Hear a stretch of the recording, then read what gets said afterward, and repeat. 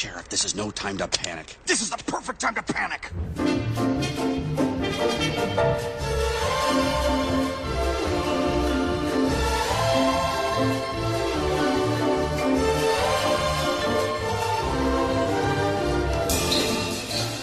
I'm Steve Vinson. And I'm Paul Schultz. And this is the Don't Panic Radio Show.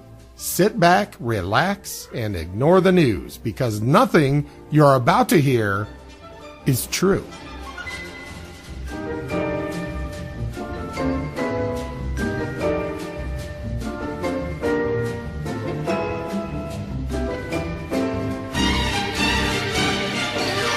And welcome to the show. We got a good one for you. We're going to have a little jibber jabber, a little small talk in the beginning. We got a new segment.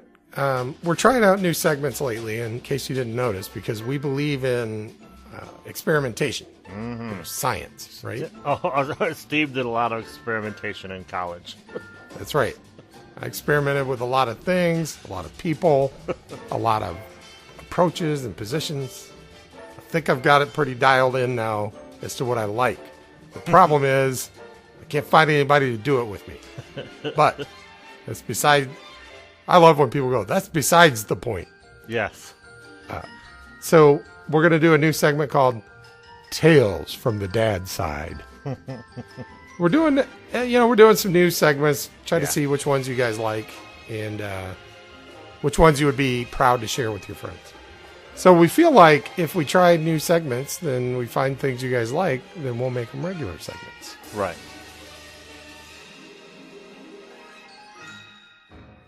Another thing we got going is Paul went and saw that movie that came out recently. Wait, get ready for the bots. Avengers, Infinity War.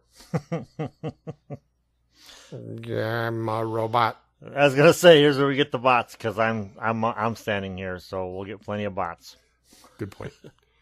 And then we'll do a round of what's on the page.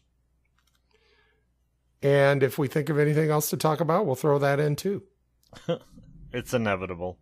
How do you feel about that agenda? Is that a good agenda?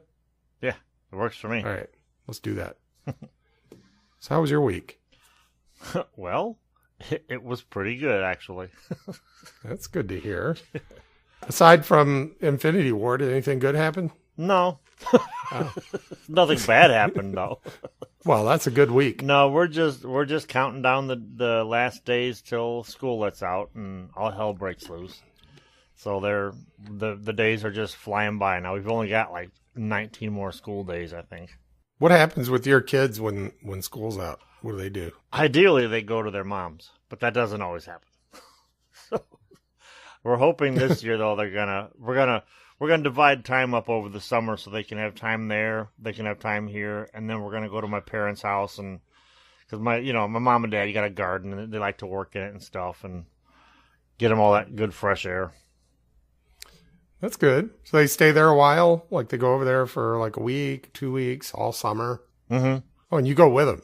Well, yeah, over there. I'm not gonna leave my kids alone with my parents,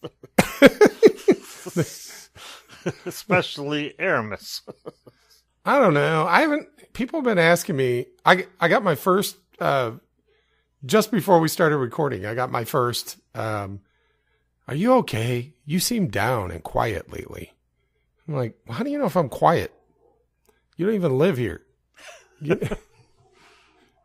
I think it was that post about not having any money. Yeah, I think we'll save it for when you put stuff up like that, you're gonna get those kind of things. Look, man, at least I didn't vague book. I didn't say some of you know what we've been going through, and you know that it's been difficult, and there are some stressful things happening right now. Thoughts and prayers, please. No, I tell you what's going on. I used to, but anymore, vague booking is more fun.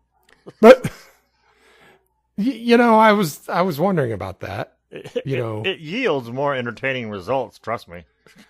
What happens if you vague book and you get no responses? Then you know you worded it wrong. Is that a death spiral at that point? That's like you go, that's when you're cleaning your shotgun. Yeah. I cried for help and nobody answered. I kind of thought I thought I was being a little clever though. Because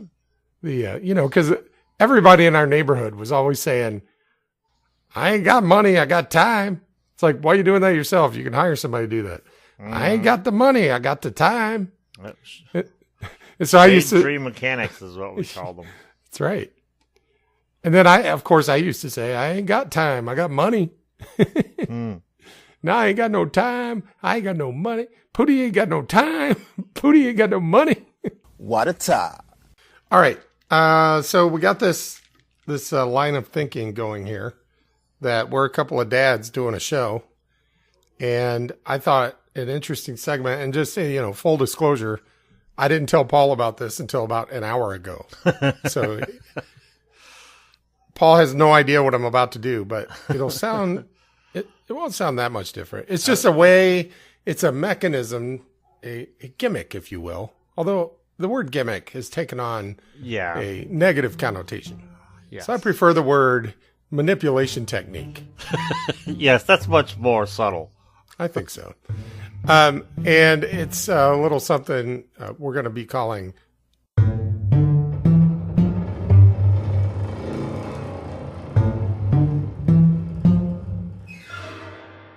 Tales from the Dad Side. or maybe Paul will think of a better thing to call it, because usually that's what happens. I do my best thinking behind the curtain. So. Okay. So installment number 1 of Tales from the Dad Side. Okay. So the other day I'm walking with my daughter, my 13-year-old daughter. And what we're doing is we're taking this bucket that has 2 mice in it. They're alive.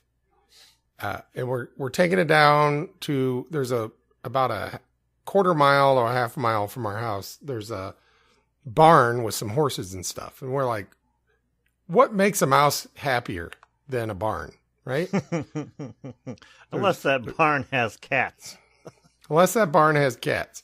Then what makes a cat happier than a mouse in a barn? That's true. So we either made 2 little mice very happy, or we made some barn cat very happy. So we walked down there with this bucket. That's a whole other story, how we caught these mice. Apparently every life has value except for spiders.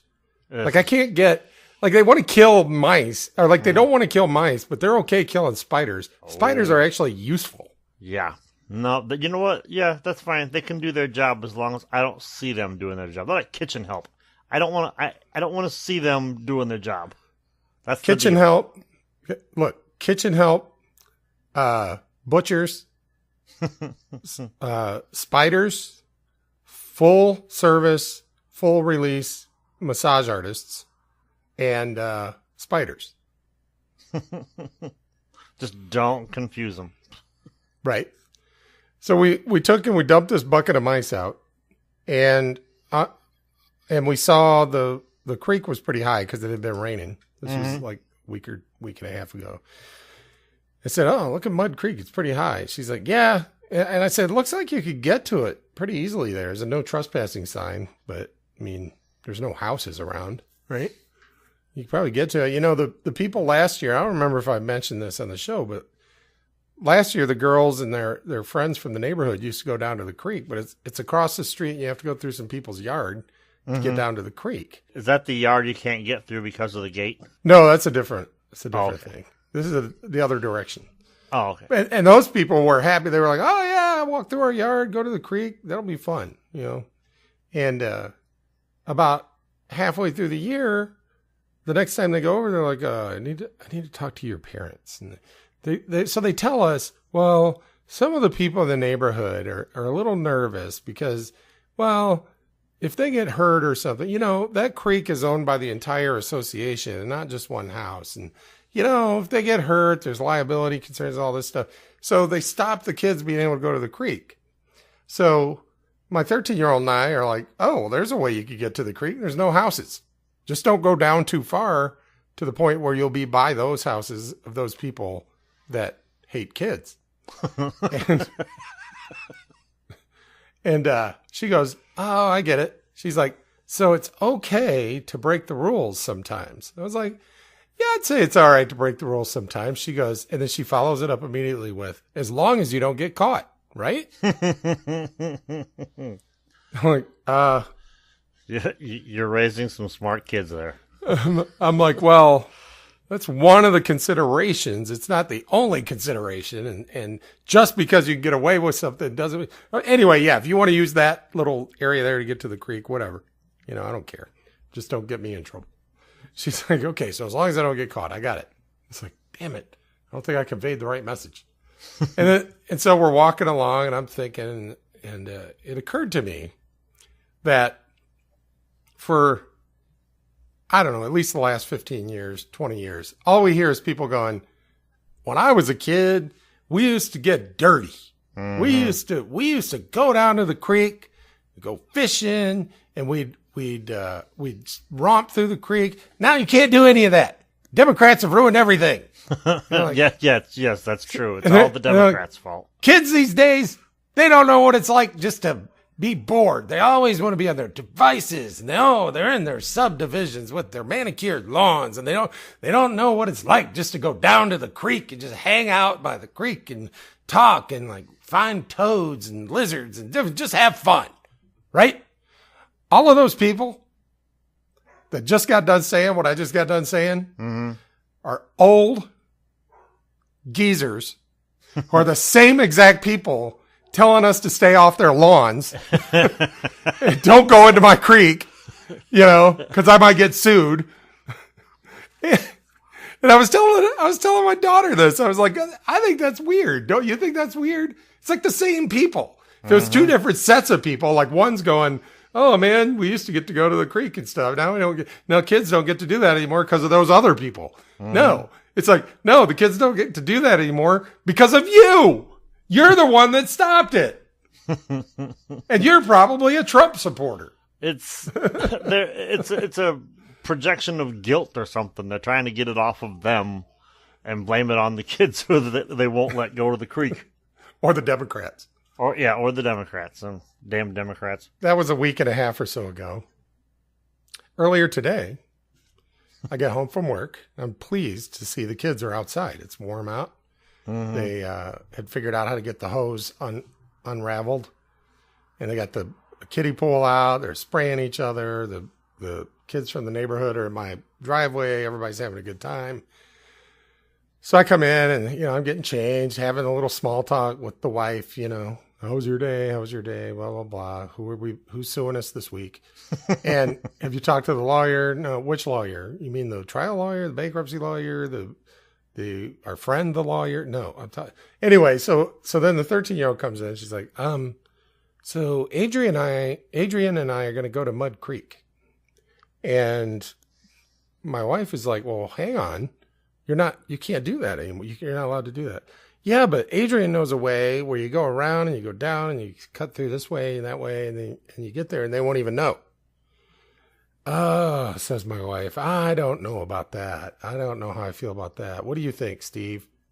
I'm like, have you seen Inside Out? Because that's probably what was going on inside my head. So I was like, okay. I think the most important thing in situations like this are to agree with my wife. Because I could try to do the right thing and try to make this a teachable moment for the kid. But the thing that's going to bring me more happiness and satisfaction in life is agreeing with my wife. And so I said, well, even though they wouldn't know, they'd probably see you. Oh, but wait, no, we're going to be in a part where they won't see us. Yeah, but they said not to. Look, I understand. It's okay to break the rules as long as you don't get caught, right? Right? And I'm like, so now I'm getting the stare from the wife, right? It's like she has a black belt in that parent stare. right? Oh.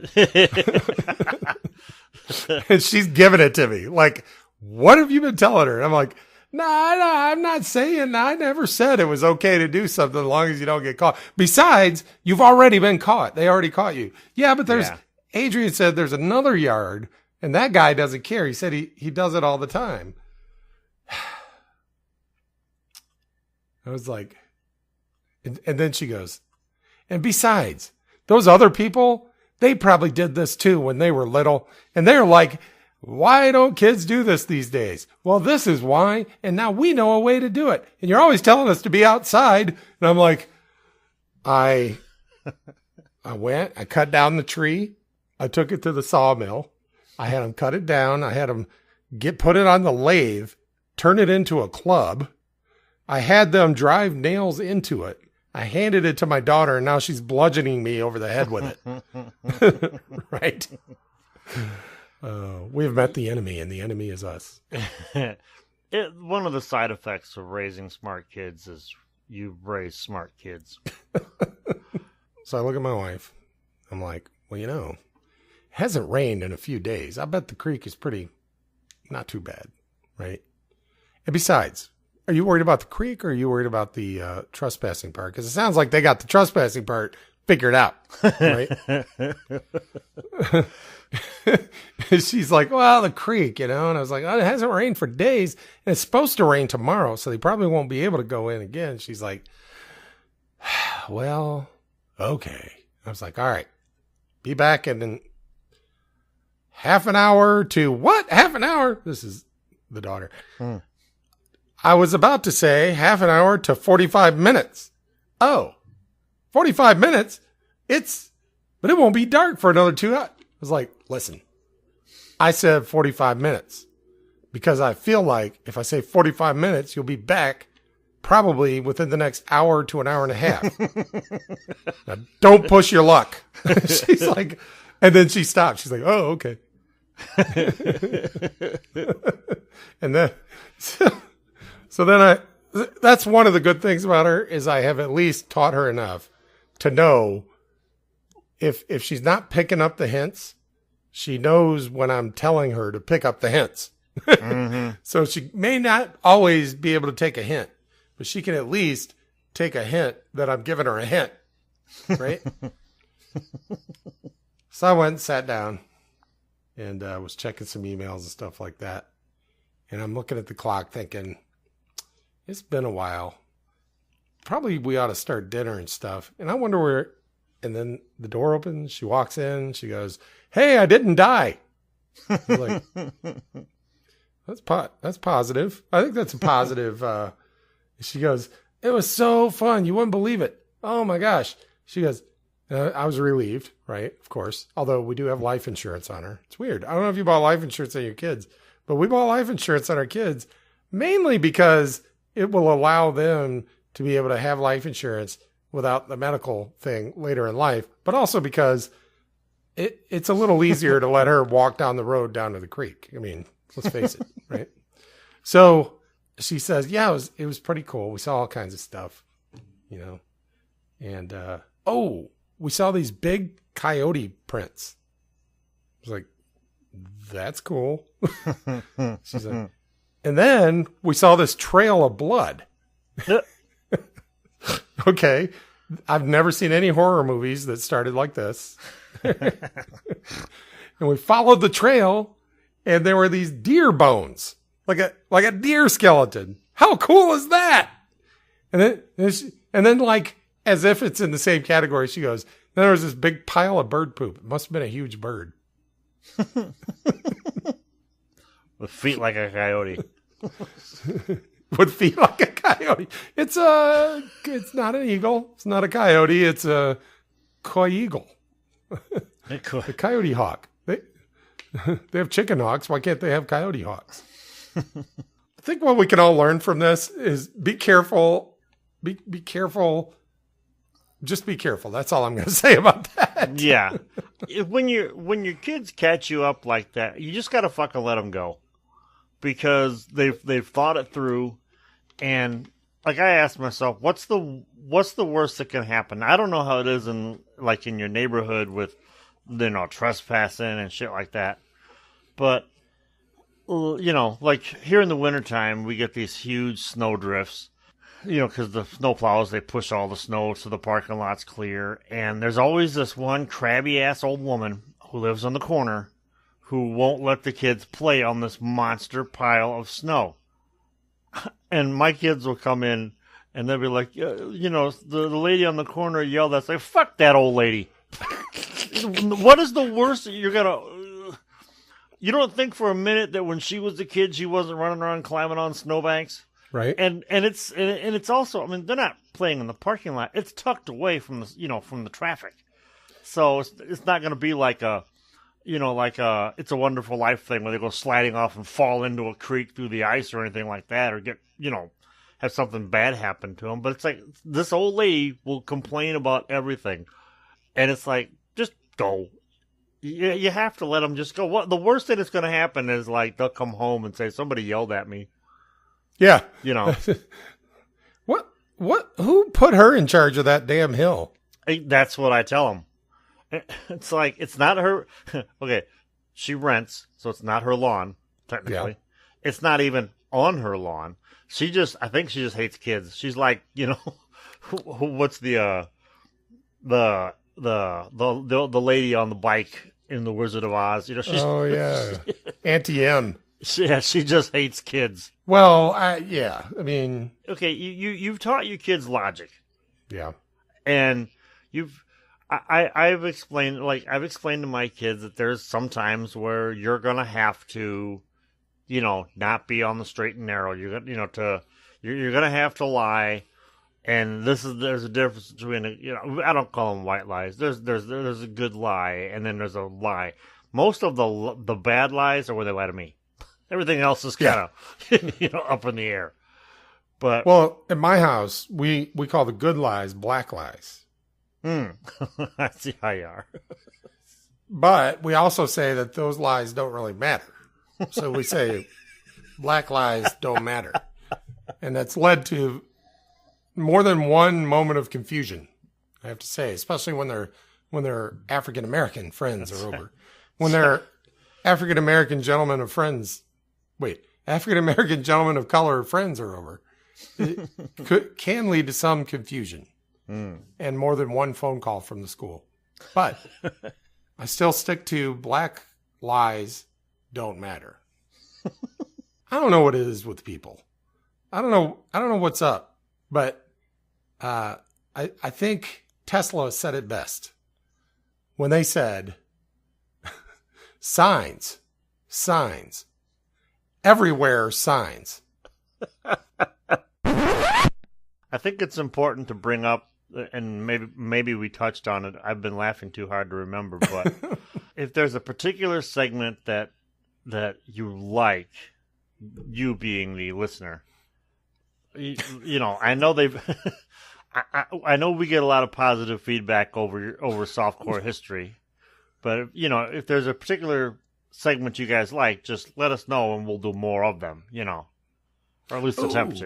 You know what would be funny? If you like Tales from the Dad Side, or if you think that it's an interesting concept, and by you I mean the listener. Felt like I had to point that out. Okay, then I'll stop listening then. Yeah. Well. Now I'm confused. But here's what would be kind of funny is if the listeners recorded, because all you got to do to record, dude, you don't even need a great microphone. Just your laptop has a microphone built in. If you do have a good microphone, that's cool too. But just, it doesn't even have to be that long. Just tell us a story about what happened with your kid, some funny dad moment when you felt incompetent. I mean, that's most of the time. A dad moment or even a mom moment. I mean, we'll do Tales from the mom side too. Yeah, that's a good idea. I mean, even just using your damn phone for a reference, the 24 steps story from our Halloween show. Mm-hmm. Adam recorded that on his phone and just sent me the audio, and it sounds immaculate on his end. So, send us your your stories. I remember that you said it sounded immaculate, but I didn't know you were talking about that. You said you had you had received something and it was immaculate. I thought, immaculate reception? Anyway, so yeah, record. You know what? Nobody's going to do it. Nobody ever does it. Everything except hashtag put it on the page. Everybody's doing that. We should do hashtag send us your story. Maybe hashtags are the secret. Maybe that's what it is. Actually, I heard this on a podcast today. Facebook loves, they change their algorithms. And sometimes they love links. They haven't in a long time, but they used to. Sometimes they love video. Sometimes they love GIFs. But right now, and for the past year, they have loved live video. So they've adjusted their algorithms to put live video up toward the top. So, what would be interesting is if we just record a live video that says, hey, we're doing a new segment called Tales from the Dad Side. We'll take mom stories too. Just send us a story, about some moment that is just either funny or so ridiculous that you just have to laugh. That's a good idea. And then hashtag put that on the page. I like that. Here's one of them damn flying ants. It's on my computer. Get you an iguana or something. Ooh. I don't understand. What are these things? I thought ants like live in colonies, and then I thought there was one ant who could fly. And that was like it'd be like, in 2001 Space Odyssey, if one of those monkeys could fly, right? It'd be like, oh, automatically, that's the god monkey right there, right? And so I thought the ant that could fly in the colony, all the other ants were just like, fuck, well, I got nothing that can compare with that. I guess you're the king. You'll be the king ant or queen, whatever gender we have. I blame the Democrats. Thanks, Obama. Well, they always say that, like, okay, those the ladybugs that aren't ladybugs, the ones that bite you, the orange ones? Mm-hmm. Well, supposedly the whether it's true or not, they were supposedly brought in like the 70s to fight off some kind of aphid population, and now they took over, and they're like Japanese or Chinese beetles or some shit. Yeah, and it happened during the Carter administration. So to this day, old Republicans, every time they get bit by one of these things, they go, "Damn Carter administration." Oh, man. Did he bring in the kudzu vine as well? Or kudzu or kudzu or whatever? Probably. I mean. Yeah. It's crazy. Well, I'll tell you what, man. We got a pretty good first half. Yeah. And when we come back, we got a little something we like to call, get ready for the bots. Avengers. Infinity War. Infinity War. Infinity War. Infinity War. From the mysterious reaches of infinity, a gigantic astral body hurtles towards the Earth to terrorize and seal the doom of an unprepared mankind. How can we prevent it? A job for the Army. They've got the guided missiles, the nuclear warheads. Intercept and destroy it before it strikes.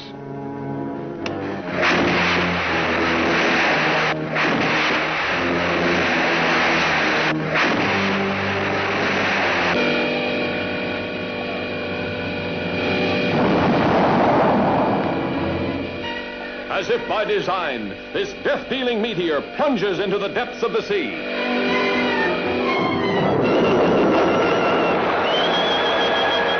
And in its place emerges an awesome monster such as human eyes have never seen. Ronan!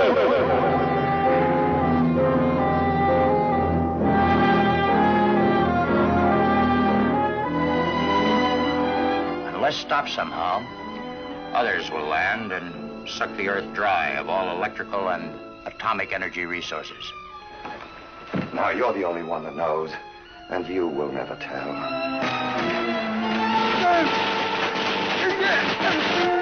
Ronan!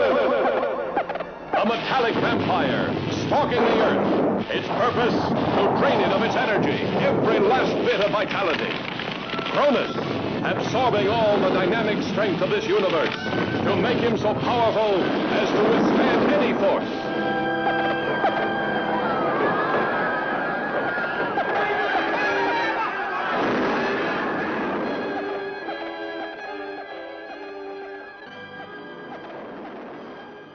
So, what happened to the mice? Oh, we dumped them off under a tree. I have no idea what happened to the mice. I assume that what happened to the mice is what I told my daughter would happen to the mice, which is I assume we made some predator bird very happy. Like, what? What? I never see house mice. This is great. There are no houses anywhere around here. That's the problem with house mice today. Yeah. They're always in houses. And getting themselves killed by humans and then thrown in the dumpster. So here's the way I explained it. I said, look, they're probably not going to live till nightfall, right? We're going to dump them off here under this tree. That barn over there is so far away, it'd be like us running to Toledo, right? I said, between here and there are probably 800 things that kill mice and eat them, right?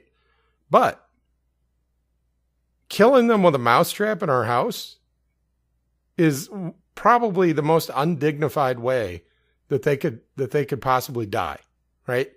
Being out there, even though it's not their natural habitat, like their natural habitat is our house, but out there in that it's nature, it's circle of life. If we throw them in the landfill, what's going to happen to them? They're just going to lay there. They're not even going to provide nutrition to some other part of nature.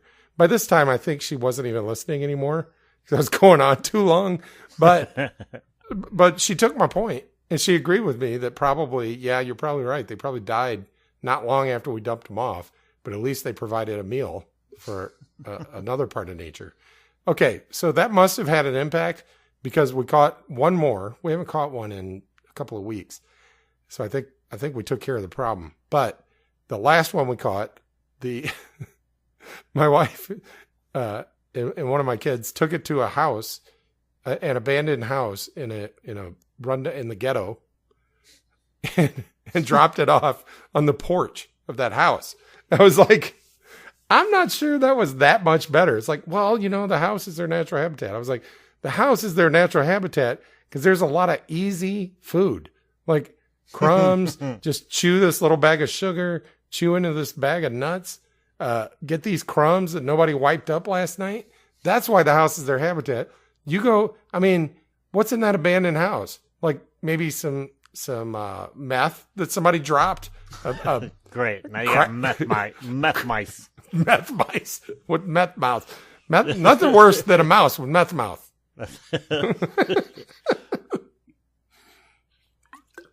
So anyway, that's where they dropped that one off. Now every time we pass that house, they're like, "Ooh, it's the mousy house. I wonder how he's doing." I'm like, "He was dead 10 minutes after we dropped him off." It's the circle of life. You drop the mouse off, and now you have a mouse with meth mouth. Mouth mice. Meth mouth mice. That was the name of. No, that wasn't the name of anything. That was it. No marketing person would let you name anything meth mouth mice. Welcome back to the show. For those of you that came back early, we apologize. We were just having a little discussion about the mice. Paul felt like he needed closure. I did. I was worried.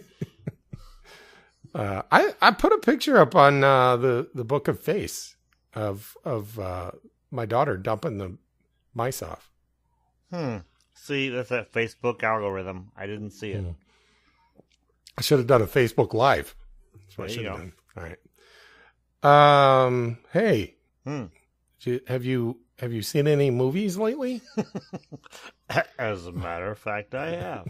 What did you see? Wait for it. Get the bots ready.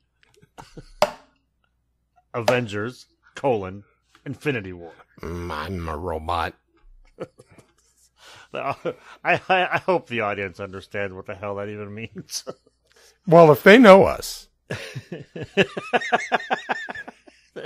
they'll know what that means. That's see how easy that works? Because then that makes you feel like, it makes them do all the work. And if they don't know us, or rather, if they don't know what it means, they're dead to us. That's a bit extreme, but... Well, it's kind of same thing. Well, what that does then is that makes them automatically click like, oh, I don't want to be dead to them. So, so this is the one with Iron Man in it, right? This is the one with everyone in it.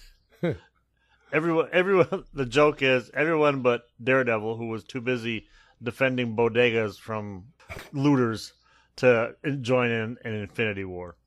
We talked about what Avengers Infinity War is last week. So there's been a good primer. It's 10 years in the making. It started with the first Iron Man, correct? Right. And then all of these Marvel movies over the last 10 years have been in the same universe, the same timeline, the same.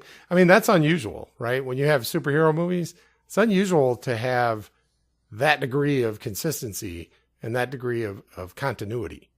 It's almost unheard of entirely in the history of cinema, honestly. Yeah, you have franchises, James Bond, Batman, and, like we talked about, The Bourne Identity. There's a bunch of those Bourne movies. There's a bunch of Mission Impossible movies.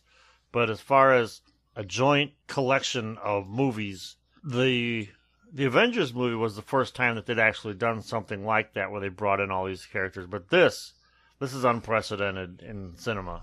And we went this weekend, the kids and I, to see it. And it was fun, too, because it's like I had all my little ducks, because... we had my daughter Arlo, Atticus. Aramis didn't go because she's still small and doesn't really, get into it too much. But my former stepson Aiden was with us too, so it was kind of crazy to have the kids with me, and we went to a 3D showing of it, which. Ooh. I wasn't aware we were going to see a 3D showing of it until we got there. Every damn movie is 3D now. I used to be anti-3D till I watched Kong Skull Island. Ah. And I'm just like, every movie should be in 3D. Because it's amazing what they do now versus what they used to do. I'm tired of these giant freaking monkeys on this big island. And I hope they burn in hell. Have you seen Kong Skull Island? I have twice on my TV, so I've not seen it in the theater. I can't tell you how many times I watched that movie. Interestingly enough, there were so many Avengers in Kong Skull Island, it was crazy. Really? Yeah. Examples. Well, there's one. Samuel Jackson. Wait, which Avenger is he? He's Nick Fury. Okay. You really need to watch some movies once in a while, man. Well, yes and no. Yes, because I would sound intelligent while talking to you about these movies. But no, because I'm kind of hoping that the listeners get a little bit of entertainment out of my ignorance. Although it may just be frustration and like, I can't listen to this anymore and they're turning this off. If that's the case, I wish somebody would tell me and I'd go watch all these movies. Right? Well, it was like during the live show with MP. Is he being ironic? No, he's serious this time. But anyway, Kong Skull Island had the guy who plays Nick Fury, the guy who plays Loki, and the girl who is soon to be playing your ex-wife. Captain Marvel. Yes. Your future ex-wife. My future ex-wife, Captain Marvel. Did you say girl? Yes. Girls can be captains. No, I get that. I get it. No, it's just I was having a vicarious headache. Oh. Because I know at least two of our listeners probably just scrunch their forehead. Like, Vicarious Headache. That's a Beck album, isn't it? Yes. The Infinity Gauntlet is this weapon of mass destruction that Thanos has had built to destroy the universe. And my son wanted to make one to take to the movies with him. So Arlo and him and me, we worked on this for about a week and a half. We even got it to where the Infinity Stones could magnetically stick on the gauntlet. It looked like a orange version of like Hellboy's big hand. It turned out really cool. That's great. So he took it to the movies, and we had some fun with that. And then it was so funny because every superhero that has been in the Marvel Universe essentially was in this movie, and it was like about, I don't know, half hour into the movie when we realized that Spider-Man was going to be popping up. My daughter's sitting next to me, and Atticus is on the other side of her. And we start hearing this tapping noise. And she looks at me and she's like, "Is that you?" And I'm like, "No, that's your brother. He's over there. He's so in the red, just revved up for Spider-Man to show up. He's just vibrating in his chair. He was just like going bonkers with it." And I told Arlo, I'm like, your brother's gonna fart a little bit here in just a minute. So Spider-Man shows up, and it's amazing and fun and great. And then when Captain America shows up, I leaned over and went, "I just farted a little bit too." And then like 20 minutes, 30 minutes, because this movie's like 3.5 hours long. Like 20 minutes later, Winter Soldier, who is played by Sebastian Stan, who is apparently dreamy, shows up, and my daughter leans over and goes, "I just farted a little bit too." Like, so apparently your family, it's a genetic thing. When you get excited, you fart. I'm just glad that's all they did. I'm pooping in my pants. Yeah, it was such. I'll tell you what, man. That movie delivered. It's worth waiting the 10 years, and we no sooner got home because we saw it. Okay, it debuted in the States here on Thursday night. So then you had Thursday night, Friday, and then Saturday morning was when we saw it. When we got home, YouTube had exploded. I mean, it was just like there was so many review videos and speculation videos, and it was just insane how well received this movie was. How awesome so you got to experience it with your kids, man. Well, when you think about it, my son is 14. Iron Man came out when he was 4 years old, and it has been his 4 years old. It has been his life, building up to this moment. Yeah, he does not remember a world that did not have this Marvel universe, right? And it was so. I mean, it was just so much fun because we had never really. I've been to the movies with my kids off and on.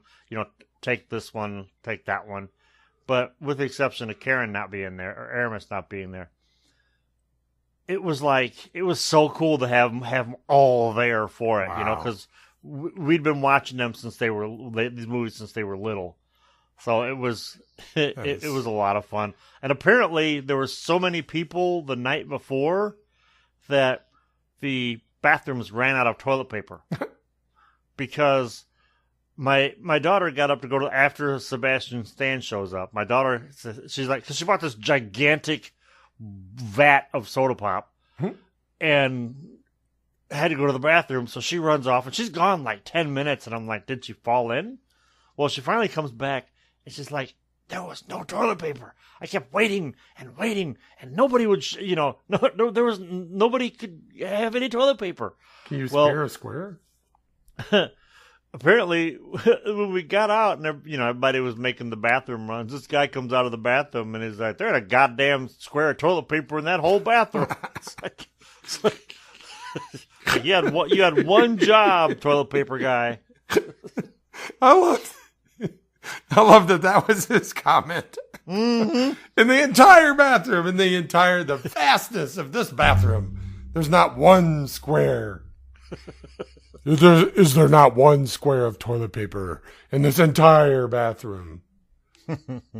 Yeah, do you ever, when you walk out of movies, maybe you did it this one, sometimes I walk out of movies and I feel like I could be the guy in the movie, right? Mm-hmm. So did you feel like this, what do you call it when it's unjust? This Injustice? This injustice cannot stand. You start hearing the dramatic music and you jump over the counter, you're tossing out big packets of paper towels. You get toilet paper. Suddenly you're Trump in Puerto Rico throwing toilet paper at people. Oh, this is great. This is great toilet paper. This is the best toilet paper. Here, you get toilet paper. You get toilet paper. Everybody gets toilet paper. I'm Iron Man. I'll tell you what, though, that whole story is inspiring because you were somewhat intentional about it, but it's not like you could have imagined that Marvel and Disney were going to do this, right? Mm-hmm. But, it's like, hey, let's go see Iron Man with your 4-year-old son, right? And through all the trials, tribulations, everything, not just trials, but also tribulations, of the past 10 years, like, this has been a constant. Like, no matter what weird, chaotic, unfortunate, uncontrollable, chaotic thing, I say chaos twice. I like chaos. Whatever was going on, this was something that every year or two, like, there was another, let's go see this together, right? Right. And to put things in perspective a little bit, too, like when Avengers came out, my son was still so small that when Bruce Banner hulks out, it scared the shit out of him because, he's used to seeing the Hulk, on the printed page and on cartoons and stuff. But no, here's this gigantic rage machine just shredding through, the scene. I mean, now it's old hat for him, but back then he was like, I had to put my arm around him when Hulk was raging through the scenes. So it's good and it's bad. I mean, every cloud has a silver lining. It also has a dark shadow. And I think the dark shadow in this is I don't have anything like that with my kids. So you should feel very lucky. You should count your blessings. Every goddamn day. I love it when people do that. It's like, I'm going to take this happy moment.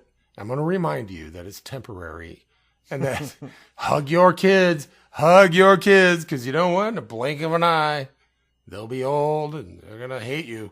And I'm going to somehow make it about me. Yeah, exactly. Enough about you. Let's make it about me. I'm the world champion of making it about me. Hey, that was a pretty good review, man. I don't know why anybody wouldn't immediately go out and see this movie. Oh, here's a question I had. So do I have to go back and watch all the rest? I saw like all 5 Iron Man movies. Do I have to see all the rest of are they as good as Wonder Woman? Well, ask it that way. I would skip the Hulk and watch Avengers Age of Ultron kind of half-assedly because it was not good. There was so many production problems with that movie that, when the director just throws his hands up and says, fuck it, I quit halfway through the movie and then they have to scramble to finish it. It shows. You don't necessarily need to watch all the sequels, although I totally recommend watching all the Captain America movies because they're kind of the foundation of everything as far as a lot of the characters get introduced in these movies in the Cap movies. And I recommend the Guardians of the Galaxy movies for two reasons. One, Infinity War is a cosmic movie, and Guardians brings in the cosmic element, and they're hysterical. They're just fun movies. And I recommend Doctor Strange because it's just badass. There's just no other way to describe how badass Doctor Strange is. I'm not one to tell you how to do your job, but it's kind of like I'm not racist, but I'm not one to tell you how to do your job, but I'm about to tell you how to do your job. Is there any way that you could put, because I know our listeners follow comics and they watch the movies and all that. And I also know that some of our listeners are like me and they're a little bit ignorant about that universe. Is there any way you could put a list? Like I wasn't writing down what you just said, and it was a little bit confusing because it was like you would say, there's this movie and don't see that, and then see the sequels, but don't see. Could you put a list on the YouTube page or put it on the page of the movies we have to see before we go see Avengers Infinity War? I'm a robot. Sure. I'll write up like not a review, but like a list and hit the high points on it and just kind of let you know which ones to avoid and which ones to watch and why. It'd be very helpful. I'll put that on the page. I will hashtag put that on the page. Hashtag thank you for putting that hashtag on the page. You know what? I think what I got out of it is take your damn kids to see these movies. Yeah. You know, the thing I remember most about Wonder Woman is how much my kids loved it. And then it's on, I don't know if it's Amazon Prime or Netflix, Hulu, some goddamn thing. And so we've watched it a couple more times. And they just, every time we watch it, they're glued, right? Yeah. I'm sure the Marvel movies, they'd probably be glued to those, especially if Captain Marvel is played by a woman. I'm sure they would love that. Yeah. Yeah, they will. They're building her up to be something spectacular.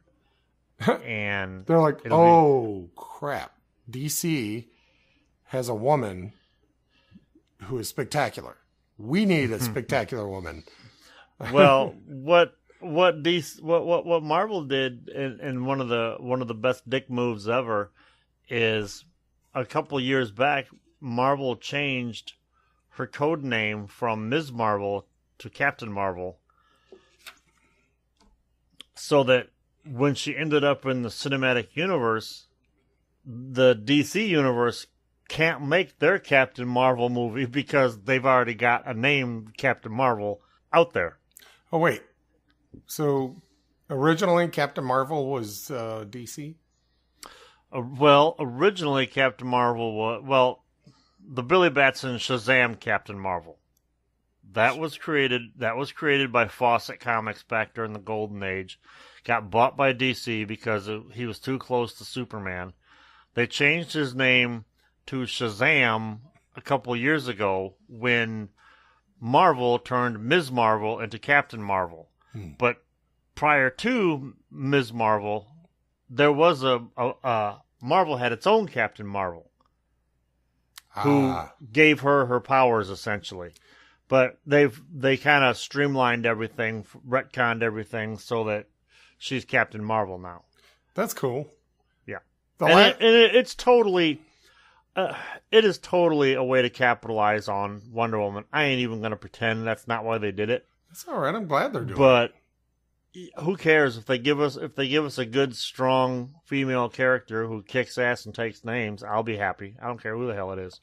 When you say Shazam, all I remember is that when we were kids, that Saturday morning show that came on just before ISIS. Almighty ISIS. The Power of Shazam or something like that. Yeah. And he would say, Shazam! And then I remember thinking, is this like Gomer Pyle? What is this? No, Gomer Pyle got it from Shazam. That's all Shazam is. But what's so stupid about that is why? Okay, Shazam is Billy Batson's power word to become Captain Marvel. All right? And it would also change him back into Billy Batson. So here you go. You're flying around. You're like holding up this plane, and you're trying to save the day.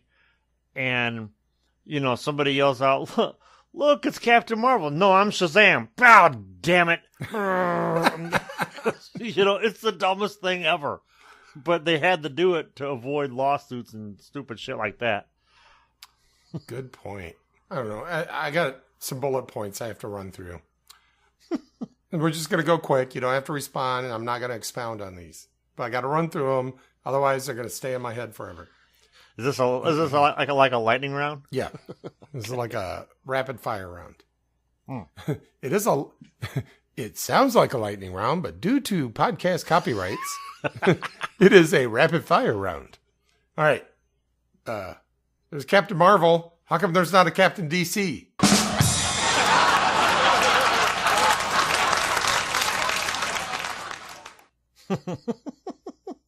Earlier, you said your former stepson. I thought being a stepson was like being a Marine. Once a stepson, always a stepson. All right. And then, this one might take a little more explanation. We were in the car, and that musical Hamilton that everybody's into? Oh, God. It's the whitest musical ever. And that's pretty bad. It's the whitest musical. It may not be the whitest, but if you took like the actors and how black they are and how white the audiences are, there's probably the biggest divide ever between the cast and the audience, right? Mm-hmm. I'm sure Pence was confused when he was being lectured. He was like, well, hold on a second. I thought this was a white musical. I know the cast is black, but this country has a long, proud history of having black people entertain white people. And I thought it was going to be that kind of musical. And in fact, I thought there'd be music in this musical. All I hear is that Jungle Boogie stuff. I'm sure that is exactly how the conversation went, too. And now they're talking to me, apparently. I'm just sitting here trying to enjoy a Jungle Boogie-sicle, trying to enjoy the minstrels, shucking and jiving for me. A little soft shoeing. Soft shoeing. And in the grand tradition of these United States. And now they're telling me a lecture. All right. So anyway, is that enough explanation of the musical? You know what I'm talking about, right? So yes. Anyway, we're my daughter, my oldest loves it. So yeah. So my kids have not seen it. They haven't heard the music. They've heard a little bit of the music. Every other kid at school has seen it. Has the soundtrack. Can't get enough, right? So my fourth grader has had American history. My seventh grader has not, due to like when we switched schools and all that stuff. So at the current school, they teach American history in 8th grade, right? So because of when we switched schools, the 4th graders already had American history. 7th grader has not. And so from the back seat on the way to school this morning, she goes, my 4th grader was like, I forget the kid's name, but it was like, Lucas, he lies. He told a lie the other day. I was like, oh, what lie did he tell? He said that he has the gun that Aaron Burr killed Hamilton with. I was like, wow, that's quite a lie. And my seventh grader, he's just going straight for the jugular with that one. Yeah.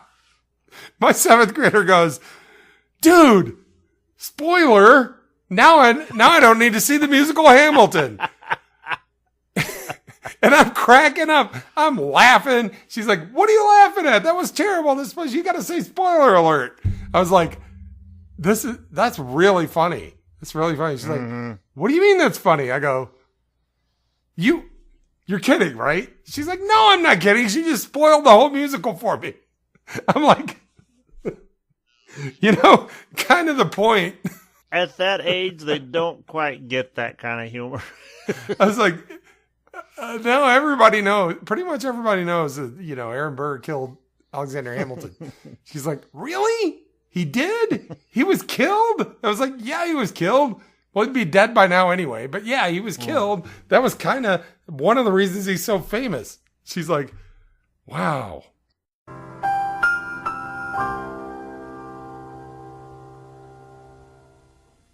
Now we're going to do a little something we like to call hashtag. What's on the page? So Paul Schultz put this one on the page, but I thought it was so good, even though it's a little bit incestuous, because it refers back to an earlier show. William Wright, you may want to look into this martial arts discipline, the parent stare. And I swear to God, I watched this thing. And I could not stop watching it. I could not stop laughing. I know it's ridiculous that people pay money for a guy to teach them this kind of baloney. Okay, so here's how I saw it. Right, I read your comment and I watched it, and I totally thought that this video was meant to suggest in a funny way and to be funny and say, ooh, what if the parent stare were martial art, right? This is how it would work. Because the guy's stare is exactly what the dad's stare looks like. And I thought, that's hilarious. He got the whole dojo to like go along with it. He got these other guys to go along with it. And somebody said, this will be funny. I'll give you the parent stare. Then you guys fall down, right? And then, so I thought that's what it was. And that's why I laughed so hard. I kept watching it. And I was like, oh, it's perfect. The guy has the parent stare.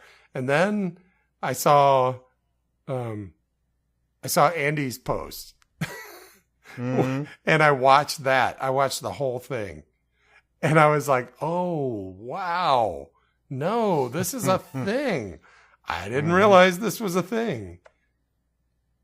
But it's like they're like Nintendo, martial arts characters or something. My favorite part. So I watched Andy's entire thing, and I could have posted comment after comment after comment, because every time I would see one of the segments, I had something funny to say about it. I was the same way. It was just great how, like when the people would come up, I just love how these guys are so deluded. Like the people at their dojo have gotten so good at pretending to be knocked down by their stare or whatever, that these guys believe it. They believe it so much that they let somebody else come up who's not in on the joke. Yeah. Like actually attack them, and they get their ass kicked. Yeah. And they got to be going, what? What just happened? So funny.